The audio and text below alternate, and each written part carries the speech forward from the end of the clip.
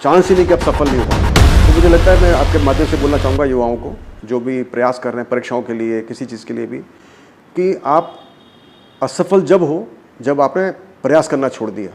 जिस दिन आपने प्रयास करना छोड़ दिया आप असफल हो गए, आप फेल हो गए। मगर आप प्रयास कर रहे हो तो सफलता के आप नज़दीक ही हो कहीं पर।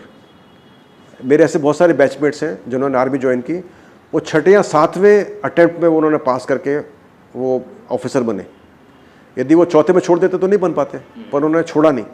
तो मेरा कहने का यही अभिप्राय है कि आप जो पीपीटी में बोल रहा हूँ, आपको दोबारा याद दिला रहा हूँ, पीपीटी जो कि आर्मी के अंदर बहुत ही मैं समझता हूँ कि हम सीखते हैं।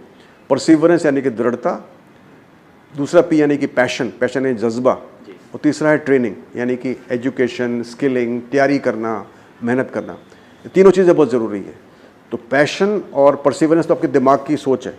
यदि आप दृढ़ रहोगे, आप लगे रहोगे, आपके अंदर जज्बा होगा कि मुझे जज्बे से काम करना है, आपको जुनूनी होना पड़ेगा, पागल होना पड़ेगा कुछ भी करने के लिए, पाने के लिए। और थर्ड है ट्रेनिंग यानी कि तैयारी करना, एजुकेशन करना।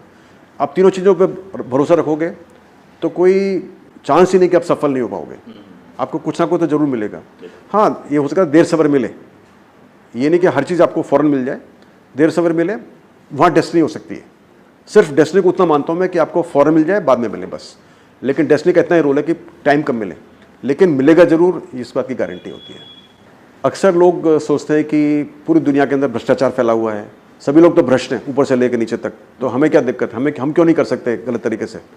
तो एक तरह से समाज के जो मूल्य हैं वो काफ़ी गिर चुके हैं।